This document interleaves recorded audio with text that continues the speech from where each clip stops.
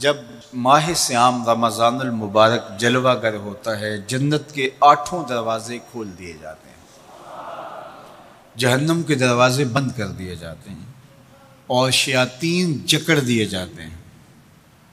اللہ جل شانہ اس موسم رحمت میں خاص عنایات اپنے بندوں پہ فرماتا ہے۔ ایک نفل ادا کرنے سے فرض ادا کرنے کا ثواب ملتا ہے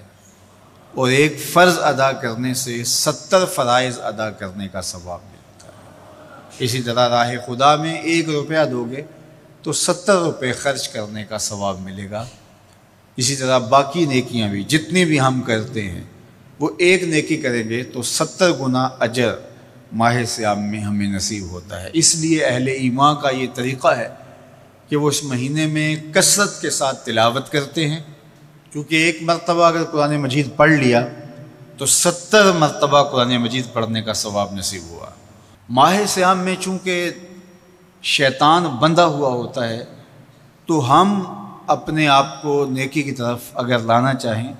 تو اتنی رکاوٹیں نہیں ہوتی جتنی عام دنوں میں ہوتی ہیں، لیکن اس کے باوجود بہت سارے لوگ ہیں جو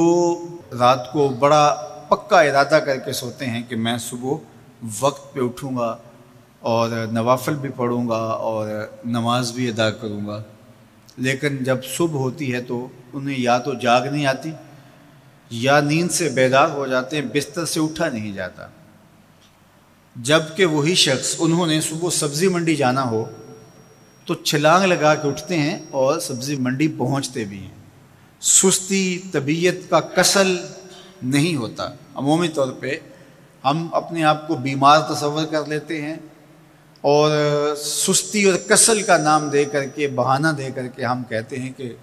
بس کیا کریں، ہم کو ارادہ کرتے ہیں روز لیکن ہم سے اٹھا نہیں جاتا،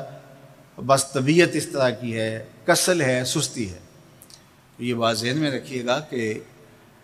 ارادہ کرنے کے باوجود بھی صبح جب ہم اٹھ نہیں پاتے یا کوئی بھی نیکی کا کام ہم کرنے کا ارادہ کرتے ہیں تو ارادہ کرنے کے باوجود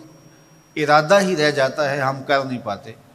تو اس کا سبب یہ ہوتا ہے کہ بہت سارے ہم گناہ کر چکے ہیں اور ان گناہوں کی وجہ سے ہم نیکی کی توفیق نہیں پاتے۔ حضرت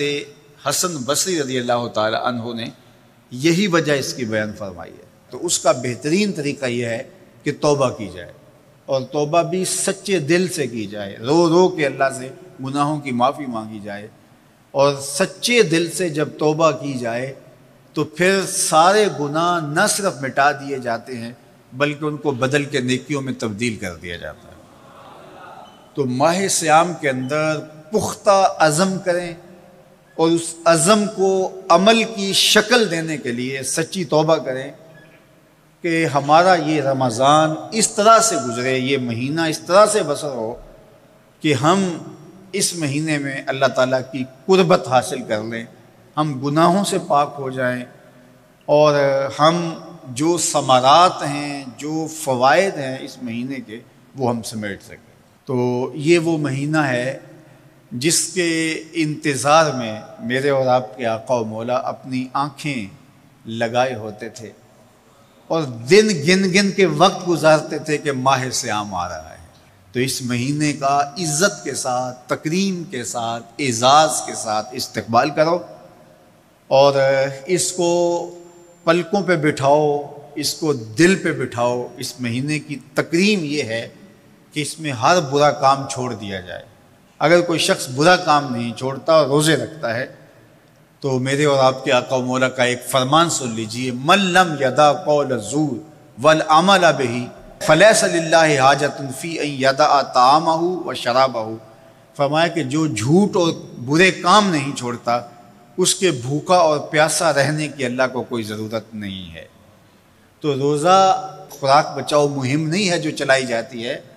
بلکہ یہ تزکیہ نفس کا موسم ہے، باطن کی صفائی کا موسم ہے،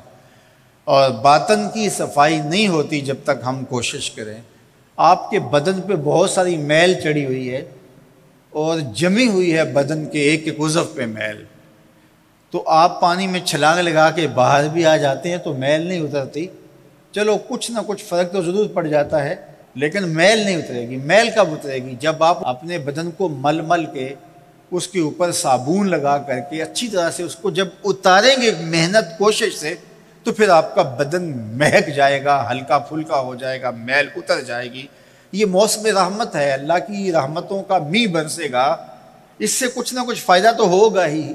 لیکن حقیقی فائدہ وہی حاصل کرے گا جو اپنے گناہوں کو مل مل کے دھوئے گا اور اپنے آپ کو صاف کرنے کی کوشش کرے گا۔ تو اپنے من کے میل اتارنے ہیں، اپنے باطن کے میل اتارنے ہیں، اپنے اعمال کی درستگی کی کوشش کرنی ہے۔ صلاۃ التراویح مسجد میں نہیں آ سکتے تو گھروں میں پڑھ لیجئے، جس طرح بڑی عمر والے لوگوں کو، بیمار لوگوں کو کہا گیا کہ آپ گھروں میں پڑھ لیں، بچوں کو کہا گیا، لیکن چھوڑیے گا نا، یہ رمضان المبارک کا خاص عمل ہے۔ آج کل دین بیزار طبقہ مختلف جگہوں پہ بیٹھ کے مسجد پر، مدرسے پر، تراویح پر، ان چیزوں پر تبصرہ کر رہا ہے اور اتنا ہلکا ثابت کرنا چاہ رہا ہے ان امور کو، جس طرح یہ چیزیں ہوتی کچھ نہیں ہیں، جبکہ ماہ صیام کے قیام پر میرے اور آپ کے آقا مولا نے بشارت دیتے ہوئے فرمایا، من قام رمضان ایمانا و احتسابا